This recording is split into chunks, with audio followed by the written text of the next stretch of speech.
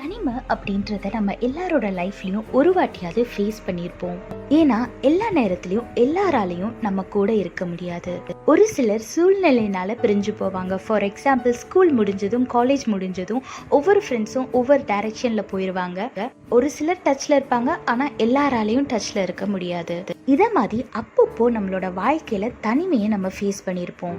அந்த மாதிரி நேரத்துல நம்ம மனசுல தோன்றது, நம்மளுக்குன்னு யாருமே இல்லையே, நம்மளை நேசிக்க யாருமே இல்லையே, நம்ம கூட ஆறுதலா பேசுறது கூட யாருமே இல்லையேன்னு நம்ம ரொம்ப கவலைப்படுவோம்.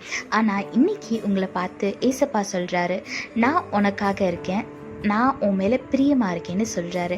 வேதத்துல பாருங்க, ஏசாயா 62:4 போட்டிருக்கு, கர்த்தர் உண்மையில் பிரியமா இருக்கிறாருன்னு வேதத்துல போட்டிருக்கு. ஆமாங்க, ஏசப்பா உங்க மேல பிரியமா இருக்காரு. அதனால இந்த உலகத்துல உள்ள யாரும் உங்களை நேசிக்கல, உங்களை ஒதுக்கி வைக்கிறாங்க அப்படின்னு நீங்க கவலையே படாதீங்க. ஏன்னா ஏசப்பா ஒருத்தரை நீங்க பற்றி கொண்டா போதும், உங்க சூழ்நிலை, உங்க கவலை, உங்க குழப்பம், உங்க பலவீனம் எல்லாமே ஒரே நிமிஷத்துல ஒரே நொடியில மாறி போகும். அதனால யாரும் இல்லை, யாரும் உங்களை நேசிக்கலன்னு கவலைப்படாதீங்க. ஏசப்பா உங்க மேல பிரியமா இருக்காரு.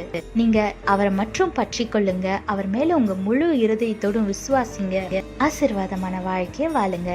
கர்த்தர் உங்களோட கூட இருந்து உங்களை ஆசீர்வதித்து பாதுகாத்து வழி நடத்துவாராக. ஆமென். Most of us has faced loneliness at least once in a lifetime, because people cannot always stay with us.